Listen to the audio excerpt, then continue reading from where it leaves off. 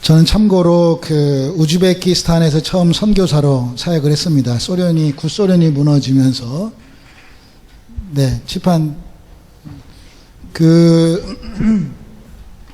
제가 1세대 고려인들, 까레스키를 만난 적이 있습니다. 우리 처음 선교사로 갔을 때, 그 할아버지들에게, 제가 할머니들에게 들었던 이야기인데요. 그 스탈린이 강제로 이제 그 대동아 전쟁 이후에 사할린에 있었던 그 까레스키 고려인들을 갑자기 이제 중앙아시아로 이렇게 이주시켰거든요. 그때 짐승처럼, 그러니까 그 기차 바곤, 기차에 짐승처럼 사람들을 꽉 실어서 영하 40도가 되는 그런 카자흐스탄, 우즈베키 한겨울에 이제 기차를 떨어뜨렸죠. 근데 자기의 어린 손자들, 자기 아들이 죽었을 때는 그 기차를 사할린에서부터 중앙아시아까지 오는 그 여정길에 자기의 아들이 죽고 손자들이 죽었을 때는 시신을 밖으로 버렸답니다. 이렇게 살아있는 사람은 살자 해서. 그런데 봄이 오면 벽씨를 심어야 되니까 그 씨앗은 가슴에 품었답니다. 버리지 않았답니다. 그리고 처음 떨어뜨렸던 곳이 카자흐스탄 우시토베라는 곳인데, 그곳에 영하 40도의 그 동토의 땅을 맨손으로 일궈서 그곳에 움막을 치고 들어가 살다가 봄이 되는 날 씨앗을 뿌려서 지금으로 말하는 러시아 땅에 처음으로 벼농사가 시작했던, 그러니까 그 종자는, 그 씨는 버리지 않았다는 거예요. 오늘 우리가 처음 말씀드렸던 그 하나님의 씨, 하나님의 형상, 하나님의 DNA, sonship, 이것은 버리지 않았다는 거예요. 우리가 어떠한 상황이 온다 할지라도, 우리가 어떠한 환경이 온다 할지라도 내가 예수가 그리스도임을 버리지 않는 그러한 하나님의 의의 군사들 다 되시기를 축복합니다. 구약에서는 하나님의 나라가 주권과 나라 형상이, 우리가 이제 창세기 1장 26절부터 시작됐던 하나님의 나라가 구약의 흐름 속에서는 유형국가로 만들어지면서 가나안 땅을 차지하는 땅 같잖아요. 아까 이제 예수가 오셔서 복음이 시작되어지면서 이 땅이 어떻게 변했죠? 왕권, 킹십으로 변했어요. 그 하나님의 그 권세가 내 손에 있어요. 그렇다면 그 공간, 천지 하나님, 공간, 그 땅, 어떠한 것도 이제는 내가 할 수 있다고 하는 그러한 우리가 행복한 고백이 담겨 있는 것이 바로 신앙 고백이었습니다. 자, 이제 이어서 가겠습니다. 구약의 모세오경이라고 하는, 제가 주제만 한번 먼저 볼게요. 자, 창세기의 주제는 무엇일까요? 창조지요. 좋아요. 우리 학생이 아주 손들고 말해주세요. 창세기의 주제는 창조입니다. 출애굽기의 주제는 뭘까요? 출애굽, 그걸 뭐라고 하죠? 구원이죠. 네. 구원. 출애굽의 키워드는 구원이에요. 레위기의 키워드는 뭘까요? 이건 이제 제가 어떻게? 제사. 그렇지. 예배. 좋아요. 할렐루야. 부부가 아주 잘하고 있어요. 모범생. 자, 예배입니다. 네.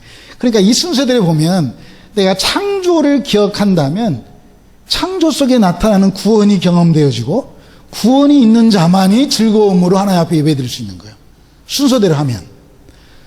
민수기는 뭘까요? 키워드가 군대. 야, 하여튼 가까워지고 있어요. 저는 이걸 이렇게 표현합니다. 군사라고. 넘버스인데 영어로. 하나님의 사람들을 이제 카운트하는 거잖아요. 그렇지만 이 성경이 아까 처음 표현했던 것처럼 이 하나의 드라마 속에 관객이 되지 아니하고 내가 직접 배우가 된다면, 우리가 민수기를 접할 때 난 하나님의 군사구나, 하나님이 나를 부르셨구나 라고 고백해지는, 그래서 신명기에, 모세오경의 신명기에 모세오경이라고 말했던 이 5권 책의 마지막 핵심 키워드가 뭘까요? 저는 이렇게 표현합니다. 어떻게 표현할까요? 사실 민수기와 신명기에 겹쳐진 게 많이 있잖아요. 어느 날 제가 시드니에 있는데 어떤 몇 분 80세 이상 된 노인분들이 저에게 성사님 꼭 저에게 시간 좀 내주십시오. 그래서 이제 그 할머니들을, 저는 할아버지는 저를 잘 안 좋아하는 할머니들이 저를 좋아하는 것 같아요. 그래서 할머니들이 저를, 세 분의 할머니들이 멋진 옷차림으로 나오셨어요. 새롭게 하소서 간증을 들어보니까 이민교 선교사한테는 이런 질문을 해도 될 것 같다고 하면서 저에게 이제 죽음에 대한 질문을 하시더라고요. 우리가 죽을 때 화장을 해야 됩니까? 우리가 죽고 나면 그냥 무덤에 묻혀야 됩니까?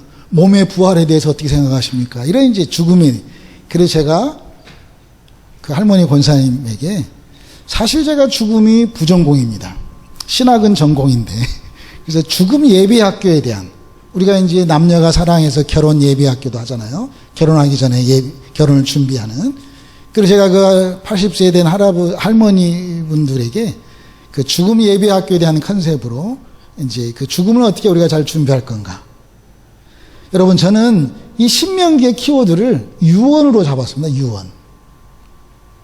죽음에 대한, 왜냐하면 여기에서 이제 모세의 설교들이 몇 차례 계속 되어지면서 군사라면, 우리가 정말 특별 하나님의 독립군이라면, 천국 독립군에 사는 사람이라면 우리가 유언을 품고, 언제 죽을 줄 모르는 것이지만 사실 이러한 것들을 갖고, 여러분,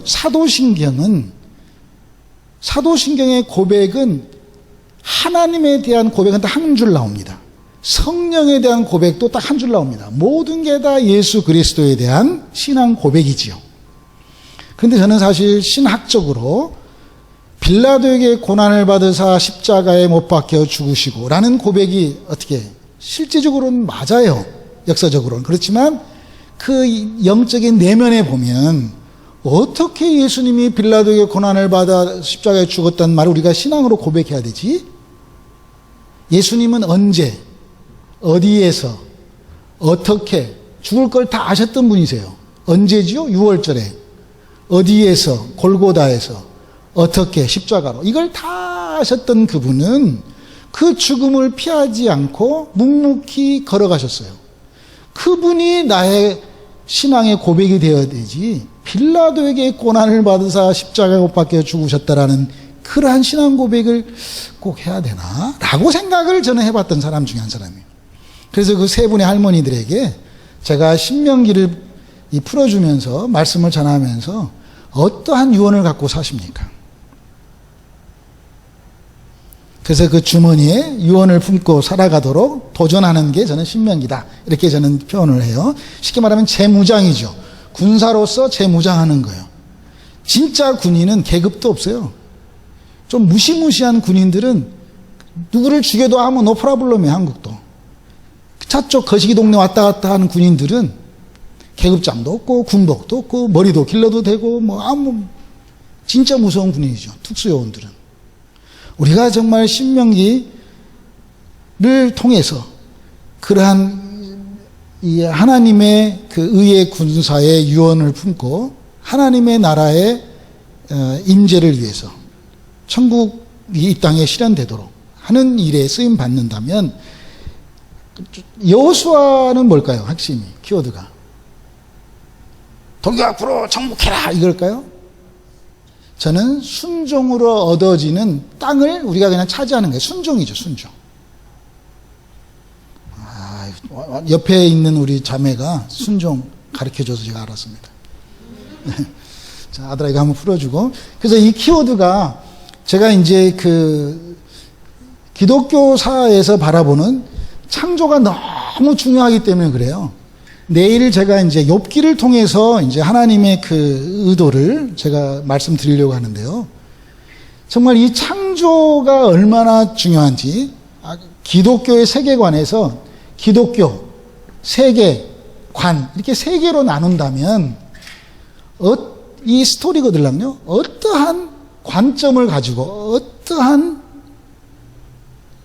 생각으로 우리가 이 창조를 내가 인정할 건가. 그러니까 대부분 창조가 아닌, 그러니까 집사님은 어떤 분이세요? 하나님 형상으로 지어진 사람이에요? 인간이 창조되었다고 생각하세요? 아니면 인간이 타락이 먼저라고 생각하세요? 뭐 이런 질문 앞에 대부분 그냥 사람들이 타락과 구속으로 가는 이 세계관 앞에 이 두 가지의 이중 복음으로만 간다면 중세 천년의 기독교 역사가 사실은 이제 내일 제가 욥기를 통해서 한번 더 자세하게 한번 좀 풀어볼 텐데요. 창조가 얼마나 중요한가. 이 창조를 우리가 인정한다는 게 그 전제 조건 앞에 제가 이제 출애굽에 대한 구원의 키워드로 나가보려고 합니다, 오늘. 여러분, 구원의 시제가 있지 않겠어요? 그래서 제가 이제 지난번에, 자,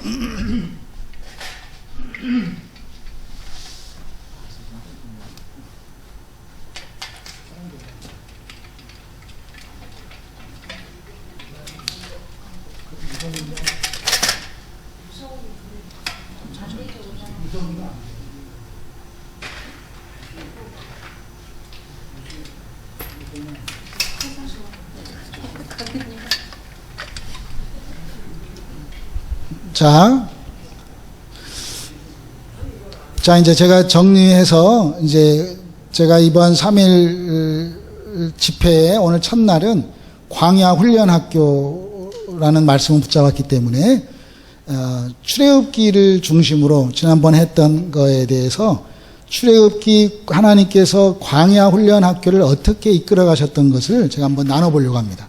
좀 더 디테일하게 해보려고 합니다. 자, 출애굽기 3장 7절 8절이 출애굽기의 요절입니다. 다시 한번 보시면서 출애굽기 3장 7절 8절 안에 동사가 한국말로는 7개 나오고 영어로는 6개 나오고, 저는 이걸 5개의 내용으로 출애굽 과정을 여러분들과 함께 여행해 보려고 합니다. 출애굽기 3장 7, 8절을 읽어보면서 동사를 찾아내고 그것으로 5단락으로 말씀을 나누려고 합니다. 같이 한번 읽어볼까요? 시작.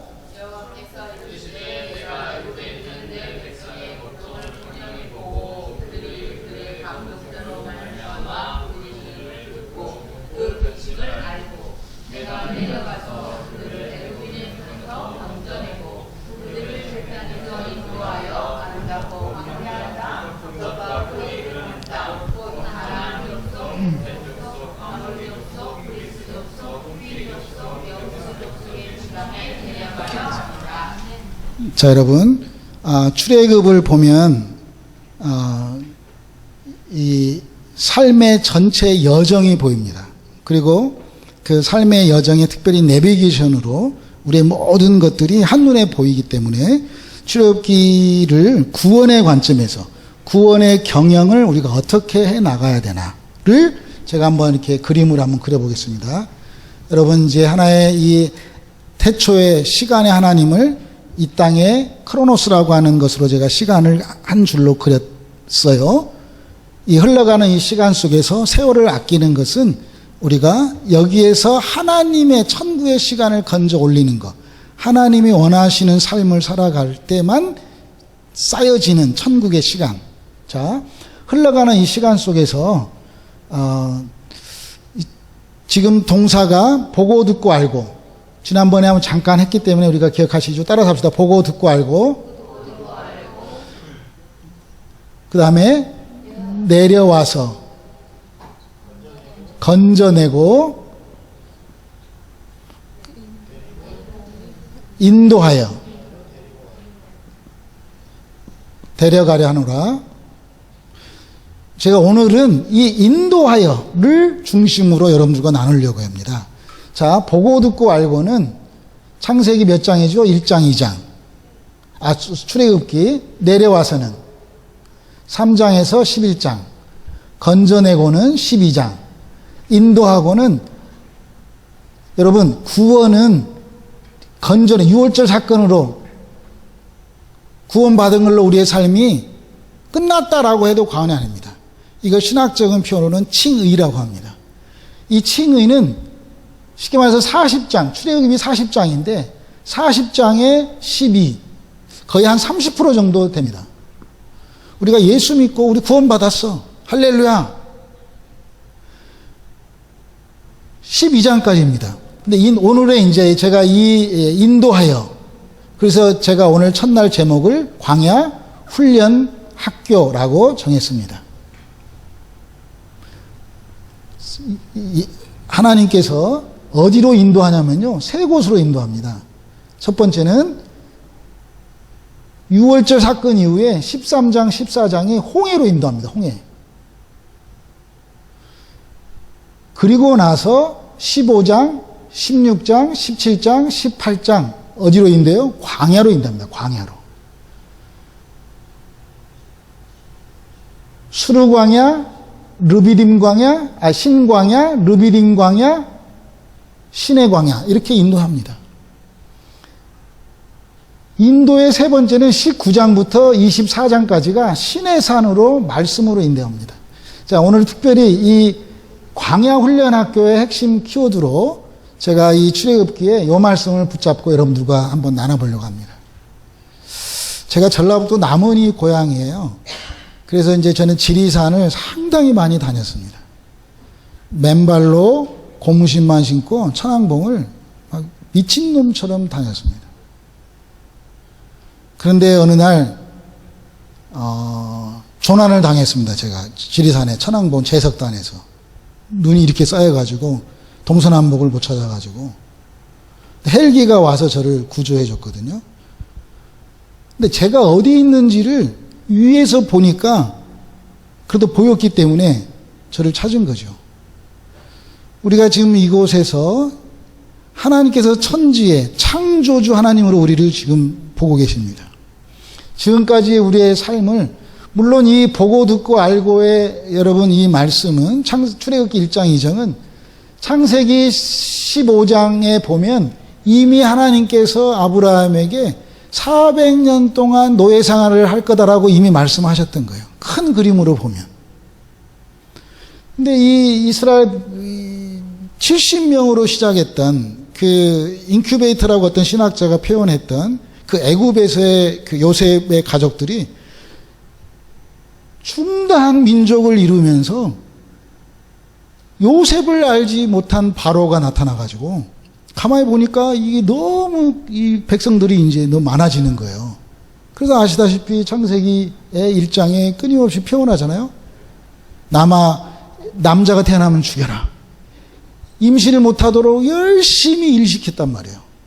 근데 끊임없이 히브리인들은 그냥 계속 아기를 낳고 또 산파들을 통해서 이 사람들은 그래도 우리가 도착하기 전에 벌써 아기를 낳아버렸습니다. 그러니까 그냥 버려라. 그래서 죽이는 정책을 하면서 두려워했던 요셉을 알지 못했던 바로 왕으로 인해서 이 이스라엘 백성들이 얼마나 많은 그 고통 중에 있었고, 그러므로 인해서 그 신음소리를 들으시고 그 현장을 고난으로 이 이스라엘 백성들을 엮어가시는, 환경을 조성해 가시는 그 하나님의 경륜 앞에 우리가 기도할 수밖에 없는 이러한 출애굽이 시작됩니다. 그래서 보고 듣고 알고의 이 어려움의 이 환경을 누가 조성했어요? 지금 우리 모두의 삶 가운데 여러분 어떻게 이 뉴카슬까지 오셨습니까? 하나님께서 우리가 어떠한 상황이다 할지라도 그 천지를 창조하셨던 창조주 하나님께서 우리를 보고 우리의 고통 소리를 들으시고 우리의 모든 아픔을 아시고 우리의 환경을 다 우리를 사랑으로 감싸내시는 그 하나님께서 우리에게 고난이라고 하는 이 키워드로 우리를 환경을 조성했던 이유는 우리에게 기도하게 하기 위함입니다. 기도를 한 자에게 주시는 그 강력한 하나님의 은혜가 이제는 내려오는 것으로, 이때 바로 예수가 내려와 버리면 안 되죠. 하나님이 사람을 통해서 기도함으로 은혜를 받으니까 그 하나님께서 사람으로 모세를 통해서 내려오셔서 일하시는 거죠. 그래서 이 창세기 출애굽기 3장에서 11장까지의 10가지의 재앙은 특별히 순복음 내지는 영적 싸움에서 이건 바로와 모세의 싸움이거든요. 한번 잘 생각해 보십시오. 지금 호주의 수상이 누구예요? 이름이? 제가 잘 몰라가지고. 그러면 예를 들어서 그냥 제가 이런 얘기가 녹화되면 안 되는데 북쪽이라고 생각해 보고 하나님이 저한테 그러면 안 되지. 그럼 아무튼 호주라고 하고 누군가가 저에게 지금 여기 이민자들이 이렇게 힘들어하고 있다. 그러니까 가서 수상한테 찾아가가지고 특별히 한국에서 온 이민자들을 다 영주권을 줘라. 그리고 힘들지 않도록 집도 주고 차도 주고 뭐 메디케어도 주고 다 줘라. 이렇게 했다면 하나님이 말씀하셨다면 그렇게 할 사람 모세가 결국 하나님의 대행자로 그 일을 하는 거거든요. 바로와 지금 싸우는 거예요. 그러니까 신유의 은사, 뭐 이적과 표적, 귀신 쫓아내는 거 여기에 10가지의 모든 재앙은 사실은 그 당시에 우상하고 대립, 그 신을 숭배했던 그 신과 영적 대립이거든요. 영적 싸움이거든요. 그 싸움을 대신 싸워주는 거예요. 그러니까 우리의 신앙이 여기에 머물러 있을 수도 있어요. 계속 영적인 것으로 싸움을 싸워가는 신앙으로 출애굽기 3장에서 11장까지 머물러 있을 사람도 있어요. 아, 이런 거 보니까 감히 삼아. 아, 이게 귀신 같으네. 이렇게 머물러 버릴 수도 있어요. 어떤 형상을 우상으로 만든, 하나님이 우리가 전반전에 하나님의 형상을 얘기했는데 형상과 우상은 히브리어로 같단 말이에요. 형상으로 모셔야 될 그 하나님의 형상이 보이는 우상으로 만들어버린 거거든요. 소를, 모세 십계명 받아고 안 내려오니까 소를 만들고. 여러분, 지금은 출애굽기를 통한 구원의 여정을 우리가 함께 보면서 여기를 핵심으로 가려고 그러는데, 자, 그래서 우리가 이제 사람을 통해서 하나님 앞에 하나님의 대행자로 모세가 싸운 거거든요. 모세가 하나님 앞에 싸움을 하고 있어요, 같이. 하나님이 내려오시는 게 아니에요. 사람이 내려오는 거예요. 우리 여기 집사님이 지금 슈퍼마켓 하고 있는데 하나님이 슈퍼마켓 뭐 하루에 얼마씩 뭐 이렇게 하나님이 하시는 게 아니에요. 하나님이 사람을 통해서 슈퍼마켓이 잘 되도록 하시는 거예요. 사람을 하나님은 사용하세요. 그래서 모세가 하나님 앞에 쓰임 받았던 것은 모세는 120까지 살았는데 40년은 나는 할 수 있다라고 살았어요. 후반전 40년은 사람을 한 번도 만나지 않고 짐승들 속에서 광야에서 짐승들하고만 살았어요. 말도 어눌했어요. 그래서 하나님이 부르셨을 때 나는 할 수 없다고 말했어요. 나는 할 수 있다, 나는 할 수 없다. 다시 80년을 훈련시키셔서 하나님께서 모세를 하나님이면 하실 수 있습니다라고 고백하게 만들면서 쓰임받았던 모세가 다시 하나님이 사람으로 10가지 마지막 재앙, 장자를 죽임으로 말미암아 히브리인과 그 당시에 하나님이 장자를 보존해주는 어떻게 구원을 했지요? 어린 양의 피로 구원을 이루어서 우리가 만약에 출애굽이 12장까지만 있다면 우리는 교회 안 다녀도 돼요. 이제 끝이에요. 우리 구원받고 끝난 거예요. 우리 예수 믿고 이러한 여정 하나님이 다 싸워주셔서 구원받고 어린 양의 피로 문설주에 발라서 죽음의 사자가 넘어가고 피 받고 끝났어요. 할렐루야, 끝났어요. 그런데 출애굽기가 이 성화라고 하는 칭의가 여기라면 하나님이 일방적으로 내려오셨어요. 그래서 보고 듣고 알고 내려와서 건져내고는 하나님의 전적인 절대 주권을 하나님 하셨어요. 근데 이제 여기서부터가 문제란 말이에요. 이번 첫날 여러분들과 함께 깊이 나누려고 했던 것은 이 인도하는 거예요. 근데 영어 성경은 인도하는 것과 데려가는 것이 단어가 같아요. 하나예요. 인도하면 끝까지 하나님이 데려가시는 거예요. 인도하면 이리를 하는 거예요. 그러면 어떻게 인도하냐? 첫째는 홍해로 인도하죠. 여기서 좋았던, 구원받아서 우리만 살아났어. 아주 기쁨으로 이스라엘 백성들이, 여러분, 남자만 장정만 60만 명이에요. 대부분 신학자들이 200만 명이라고 말했던 숫자를 데리고 지금 홍해를 건너가요. 구원받은 자로 끝나는 우리의 인생에서 이제부터는 세례를, 이거 고린도전서 10장에 이것을 홍해를 건넜던 것을 세례라고 표현하죠, 바울은. 우리가 정말 세례 받았습니까? 우리가 정말 세례 받았다면 이제는 내가 죽은 거라면 나의 죽음으로 말미암아 있어져야 될 이 땅의 삶을 출애굽기 13장에서는 이렇게 말해요. 하나님에 대해 세 가지로 말해요. 하나님에 대해서는 으뜸을 드려라. 시간의 으뜸, 모든 게 하나님 거야.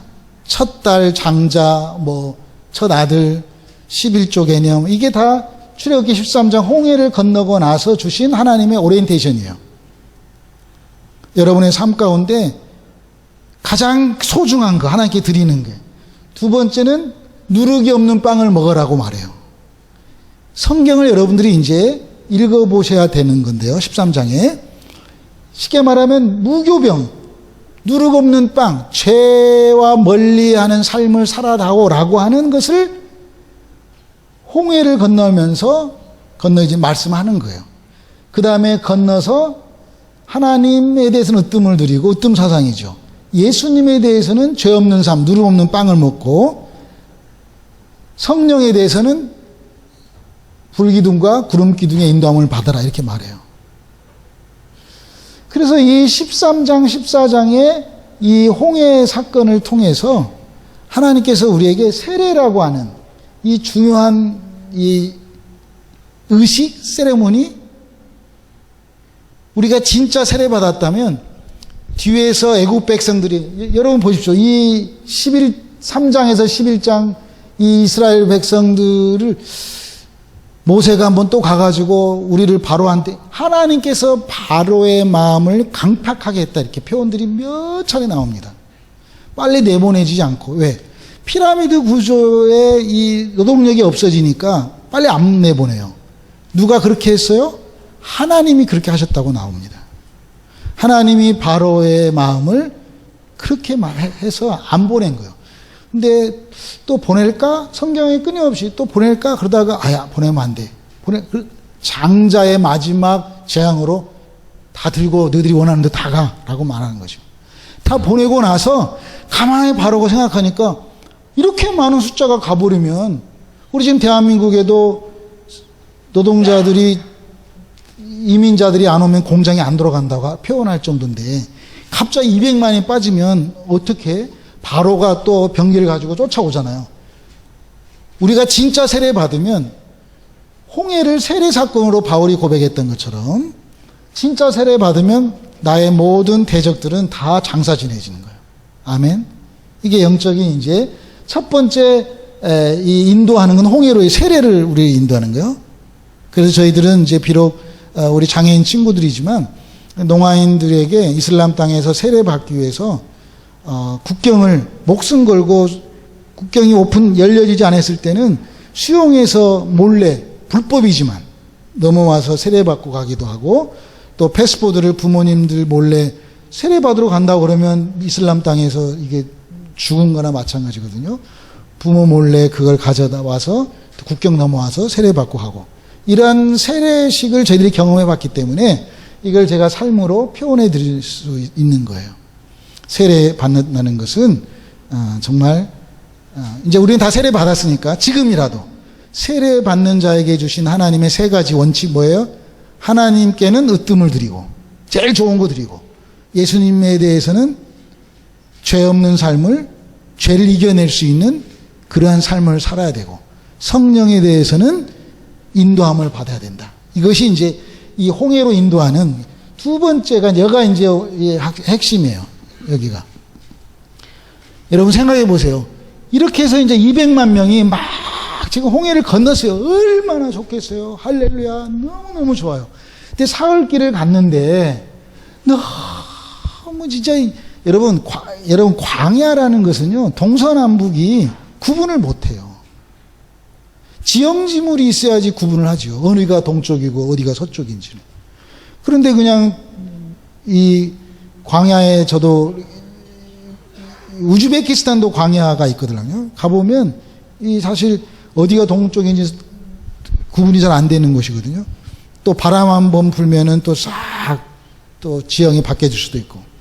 그런 곳에 200만 명이 가다가 계속 원망하는 거예요. 여러분, 딱 갔는데 사흘길에 가는데 물을 드디어 만났어요. 그런데 물을 다 썩었네, 물이. 그게 마라의 쓴물이에요. 그래서 우리의 신앙생활 여기까지는 다 이해가 되셨어요. 우리가 구원 받았어요. 할렐루야. 아멘. 구원 받았어요. 세례 진짜 받았냐? 이게 우리의 인도예요. 2023년 인도. 이 뉴카슬 교회 우리에게 하나님이 주신 첫 번째 1학년 수업 목표 출애굽기 15장이에요. 우리 지금 광야훈련학교 학생인데 1학년 수업은 여기다 쓸게요. 수르광야예요. 수르광야에서의 목표는 십자가예요. 마라의 쓴물에 나무를 던져가지고 마라의 쓴물이 단물로 변하게 되는 거예요. 우리의 삶에 가장 우리에게 지금 어려운 첫 번째 1학년 수업은 너무 그냥 다 원망스러운 거예요. 모든 게. 그런데 이 광야에서 이미 광야를 통과했던 사람이 누구죠? 모세예요. 모세. 모세는 원망하지 않고 기도하자고 그래요. 항상. 그리고 기도했어요. 광야를 통과했던 사람과 광야를 지금 지나고 있는 사람의 차이는 기도에 있는 거예요. 기도. 하나님이 이런 고난의 환경을 조성해 놓은 것은 기도하게 하기 위한 거죠. 그래서 이 첫 번째 1학년 학생의 수업 목표는 예수님의 그 십자가를 적용하고 사는 것. 두 번째는 그래서 이제 사람들이 그 200만 명이 어떻게 물을 마셨는지는 성경에 기록되어 있지 않지만 우리의 쓴물이 단물로 변화되는 것. 우리가 예수 믿고 교회 오면 모든 게 할렐루야 아멘이 아니고 여기에서 바로 구원시켜가지고 바로 이 데려가면 되는데 왜 인도 이 훈련학교로 보냈을까요? 제가 이제 여기에서는 25장부터 40장까지는 하나님께서 성막으로 우리를 마지막 완성을 이루시죠. 근데 계시록에 보니까 계시록 22장에 결국 그 요한이 하나님 나라에 가서 보니까 그곳에는 성막도 없네. 성소가 없네. 성전이 없네. 아, 이게 이제 새하늘과 새 땅으로 제가 연결해 드릴 거거든요. 이게 너무 하늘의 신비이더라고요. 근데 여기에서는 일단은 성막까지 우리를 인도하는 거예요. 자, 다시 한번 이러한 여정 가운데 첫 번째 우리를 학교로 훈련시키는 건 원망 속에서 나타나는 괴로움을 어떻게 단맛을 내게 하는 것으로 바꿀 것인가는 십자가의 적용이에요. 두 번째는 신광야예요. 신광야에서는 또 할렐루야하고 이제 막 얼마나 많은 상상이 안 가요. 사실 200만 명이 다 어디가 이리 갔다 저리 가다가 또 이제 배고픈 거예요. 모세한테 또 원망해요. 우리가 죽을 때 무덤이 없어서 우리를 또 여기다가 죽게 하려고 하냐. 이 애굽에 있으면 마늘도 있고 부추도 있고 막 뭐라 쪼글쪼글 잔소리 하잖아요. 계속 원망하는 거예요. 그럴 때 하나님께서 또 모세의 기도를 통해서 뭐예요? 모세는 이미 광야를 마친 사람이라니까요. 모세의 인생은 광야가 끝났던 사람이에요. 그러니까 모세는 정확하게 제시해 줄 수 있어요. 기도하자. 그리고 홀로 또 하나님 앞에 기도해요.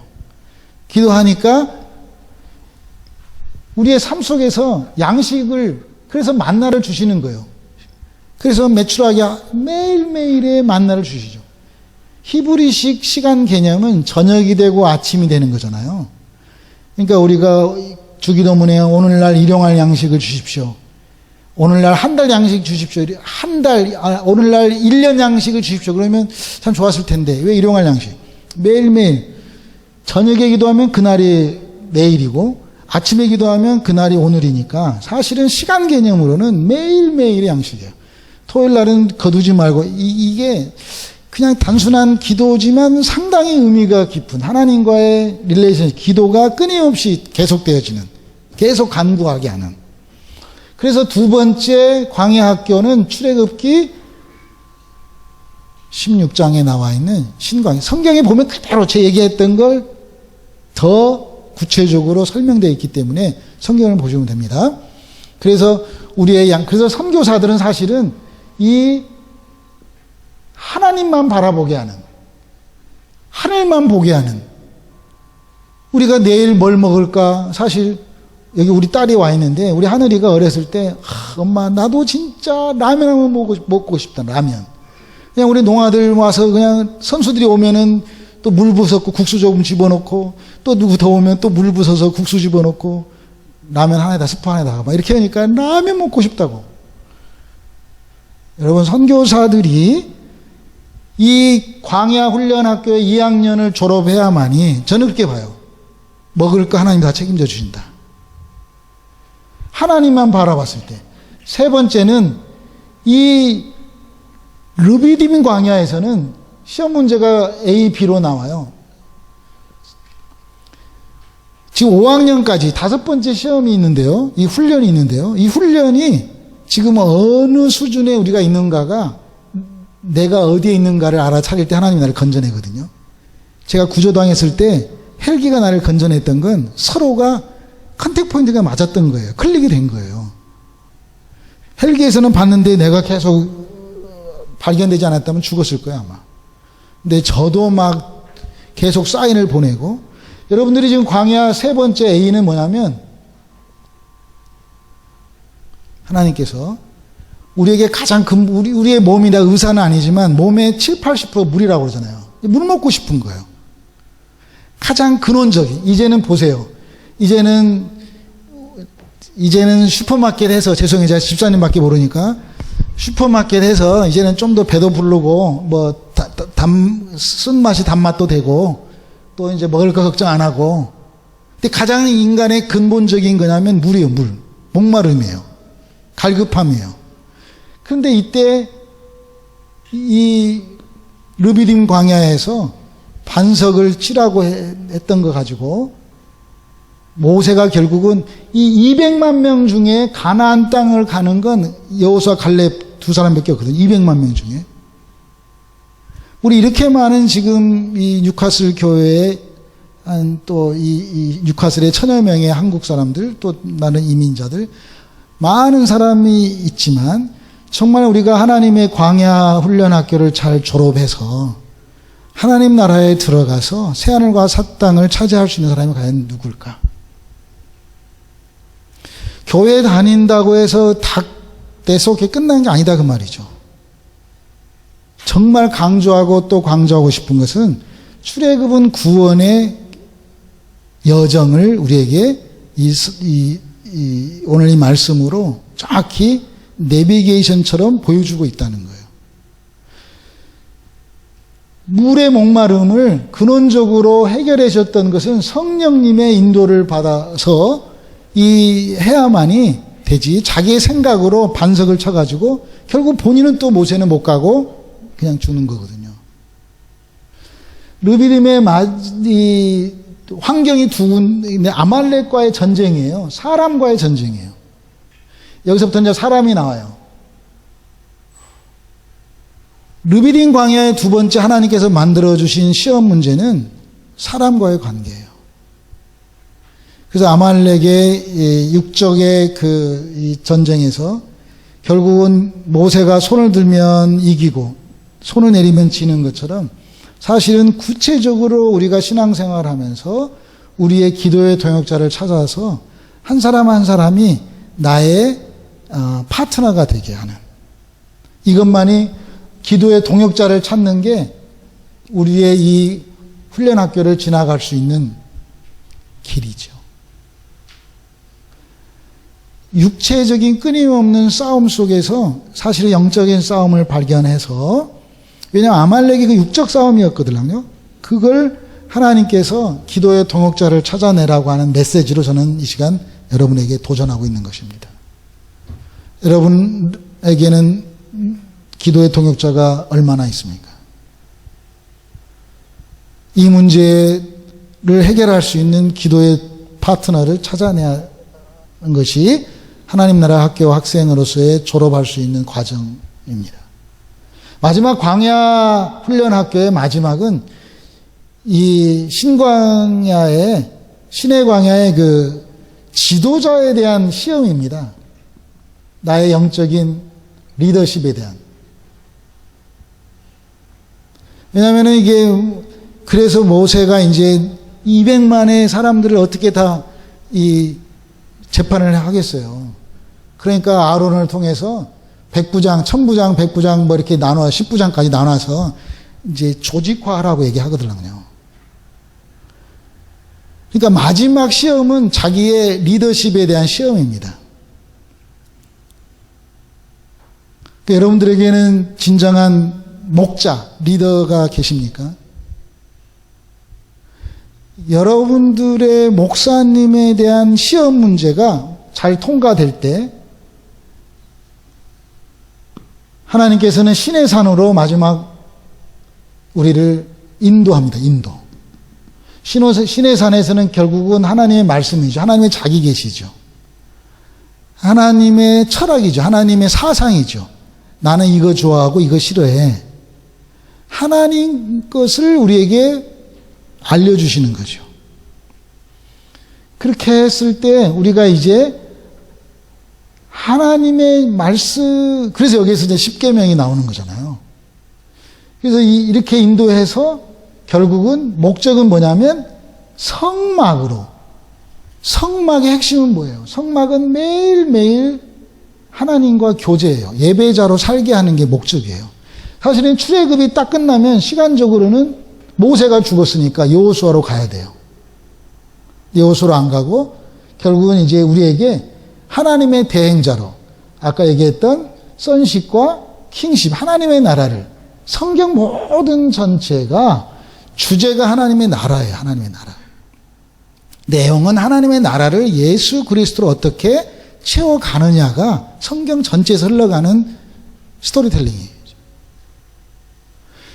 제가 오늘 이 말씀 훈련 학교에 여러분들하고 제가 창세기 쪽을 너무 길게 해가지고 제가 시간 배정을 잘 못해서 죄송한 마음인데요. 진짜 좀 더 깊이 터치하고 싶었던 것은 이 15, 16, 17, 18장이에요. 그걸 여러분들이 한번 숙제로 읽어보세요. 15, 16, 15장은 마라의 쓴물이 단물로 바뀌었던 거예요. 그것은 예수의 십자가를 적용하는 거고, 그게 통과되는, 이게 순서적으로 봤을 때, 그러면 16장에 먹는 거, 양식, 하나님만 바라보면 해결된다. 그 다음에 우리 가장 근본적인 필요한 것들, 성령님께 의지하면 해결된다. 그리고 아말렉 육적인 사랑과의 관계, 기도의 동역자가 있으면 해결된다. 마지막 신의 광야에서 통과해야 될 것은 지도자예요. 지도자에 대한 것들을 어떻게 내가 넘어가야 될 건가. 그것이 될 때 하나님 우리에게 말씀을 주시는 거예요. 그 말씀이 삶으로 풀어지게 하는 힘이 나오는 거죠. 사람과의 원수가 되어지고 있는데 말씀이 삶으로 풀어질 수는 없어요. 저희 장모님이 지금 80이 넘으셨어요. 근데 장모님께서 60에 신학을 하셨어요. 그 60에, 지금 60이면, 지금은 젊은데, 그 당시에는 제가 봤을 때 참, 60인데 어떻게 신학을 공부하시지? 헬라어를 공부하시고, 60살에 히브리어를 공부하셔가지고, 신학을 하셔서, 이 노인 목회를 하셨어요. 장모님이 개척한 교회는 노인들만 와야 돼. 60세 이상만. 59세는 오면 안 돼. 그래서 노인교회를 하셨어요. 그런데 이제 노인들 목회를 하시다가 이제 은퇴하셔서 지금 다시 본교회로 돌아가서 주일학교 부장생으로 또 일하고 계세요. 그런데 어제 밤에 가족들이 줌으로 서로 인사하는데 난 깜짝 놀랐어요. 우리 교회 목사님이 설교할 때마다 뭐라고 그러더라고요? 복 받으세요. 잘 되세요. 설교하기 전에 꼭 뭐 그런 얘기를 하는데 너무 좋다고 하면서 우리에게도 자식들의 손자들에게도 잘 되라 막 이런 얘기를 하는 거예요. 일상적인 표현에서는 어머니 말씀이 옳으시죠. 그러나 성경은 잘 되라가 핵심이 아니에요. 산상수훈의 핵심은 의를 위하여 핍박받는 자에게 주는 복이거든요. 그러니까 복 받는 것이 성경의 핵심이 아니에요. 진짜 복은 하나님의 의를 위해서 세례받고 난 이후에 사실은 이러한 과정을 통해서 성막을 이루어내서 하나님의 나라가 예수 그리스도 채워지는 거예요. 그런데 일반적으로 할렐루야 복 받으세요 예수 믿으면 그건 제가 내일 이제 욥기를 통해서 풀어나갈 볼게요. 그럼 예수 안 믿는 사람이 왜 이 땅에 잘 살아요? 예수 믿는 사람은 이렇게 못 살아요? 예수 믿으면 잘 산다는 게 기준이라면 그 내일 제가 욥기를 통해서 실제적으로 그림을 그려가면서 하나님의 절대 주권과 인간의 자유의지가 욥기에서 어떻게 풀어내는지 칼빈마저도 기독교 강요에서 이것을 풀어내지 못했어요. 제가 교만한 얘기가 아니고 하나님께서 정말 자유의지를 몇 프로를 두느냐 하나님의 절대 주권을 몇 프로로 두냐에 따라서 신학이 다 바뀌어져 버려요. 그러니까 이제 이런 것들을 제가 이제 내일 욥기에서 얘기를 하려고 합니다, 여러분. 그러니까 우리는 하나님의 형상으로 만들어진 존재인가? 아니면 우리는 먼저 타락을 해서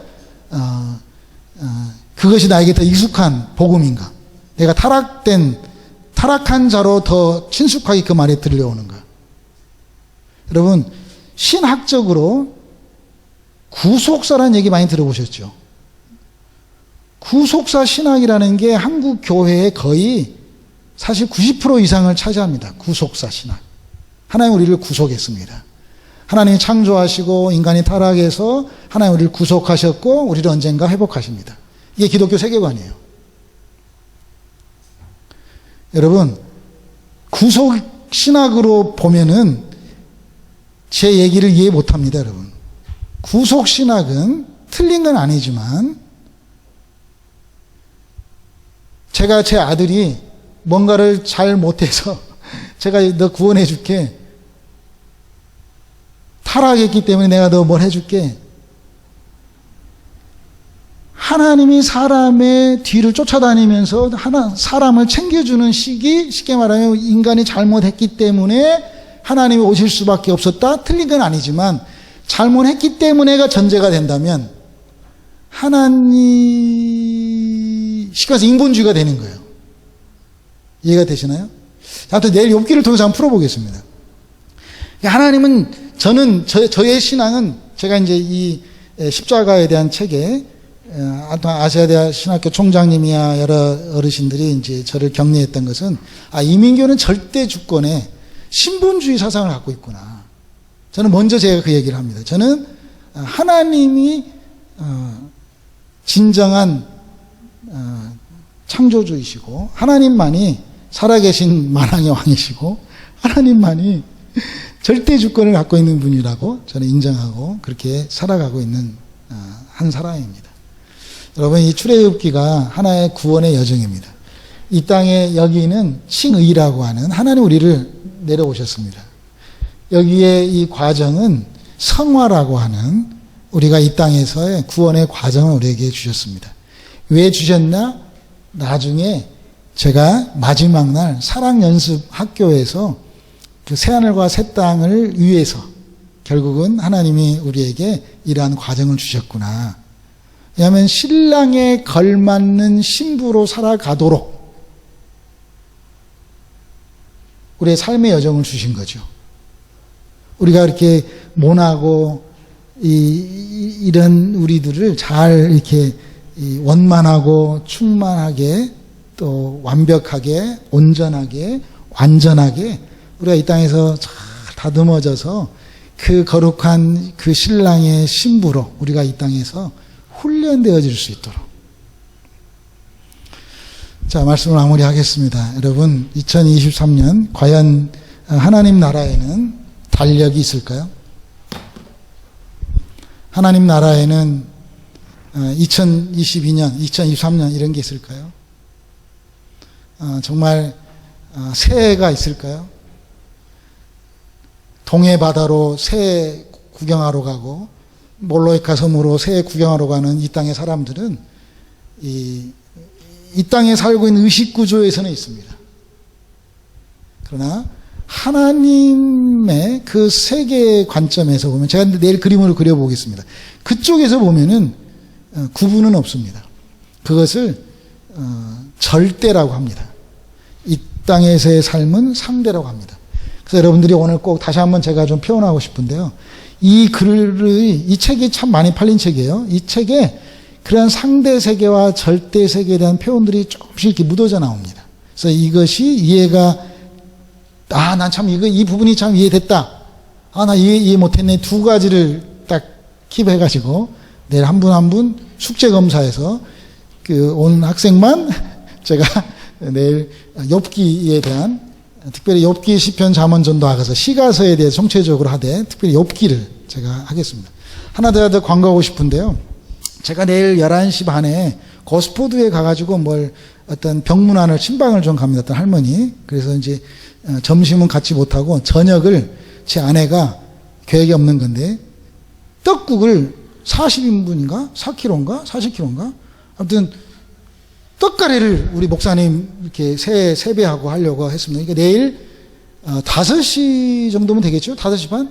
혹시 시간적 여유가 있으신 분들은 교회로 오시면, 교회 식당 써도 되죠, 목사님? 네, 교회로 오시면 떡국을 끓여가지고 아니 그걸 아닌 게 제 아내가 준비하고 싶어가지고요. 목사님을 위해서. 예, 이게 아니 그냥 내일만큼은 제 아내에게 좀 맡겨주시면. 아니 저는 아닙니다. 이게. 네. 저녁 준비, 내일, 오케이. 5시에 같이. 하여튼, 마음에 듭니다. 그렇게 해서, 우리가 다 학생들이니까, 그리고, 사실은 제가 이런 이제 집회를 하면은, 꼭 이렇게 쌀을 갖고 오게 해요. 그래가지고 쌀을 가지고 와서, 그 다음날 떡 해가지고 먹고 막 이렇게 제가 그런 집회를 참 많이 했는데 지금 여기는 그런 분위기가 아니니까. 그리고, 전에, 네, 그러니까요. 네. 네. 그래서 이제 오늘 여기까지 하겠습니다, 여러분. 제가 정말 다시 한번 강조하고 싶은 것은 이 출애굽기 자체는 우리의 구원을 어떻게 내가 이 땅에서 성화된 삶을 살아가지. 그래서 이 성막이야, 이제 여러분 성막만 해도 얼마나 귀한 메시지겠습니까? 성막들의 빛은 태양의 빛입니다. 근데 성소에는 성령의 빛입니다. 근데 지성소에는 영광의 빛입니다. 그 독설하거나 하나님의 빛입니다, 그게. 근데 실제적으로 그 하늘의 영광을 우리가 이제, 이게 제가 정말 가슴 떨림으로 말씀을 준비해 온 이유는, 사실 내일도 그렇지만 사랑 마지막 날, 정말 하나님께서 새하늘과 새 땅에 대한 그러한 어떤 영적 경험들이 우리에게 모두 있어지기를 소망하면서 제가 가슴 떨리고 있습니다. 말을 제가 좀 조심스럽게 하고 있습니다. 정말 제가 그동안에 하나님이 주셨던 그 하늘의 비밀들이 이 새하늘과 새 땅으로 정말 풀어내어져서 정말 이 시대에 우리가 어떻게 살아갈 건가를 아무튼 준비하겠습니다. 내일 떡국 먹으러 5시까지 오시길 바라고요. 자, 기도하고 마치겠습니다. 좋으신 아버지 하나님, 하나님이 내 아버지가 되어주셔서 감사하고 그 하나님을 아버지라고 부를 수 있는 하나님의 자녀된 권세, 예수 이름 주셔서 감사합니다. 우리가 출애굽기 1장에서 12장에 머물러 있지 않게 하시고 13장 세례를 통해 14, 15, 16, 17, 18, 19, 20, 40장까지 가는 모든 여정길에 하나님 우리가 늘 함께하여 주옵소서. 감사하며 예수님의 이름으로 기도했습니다. 아멘.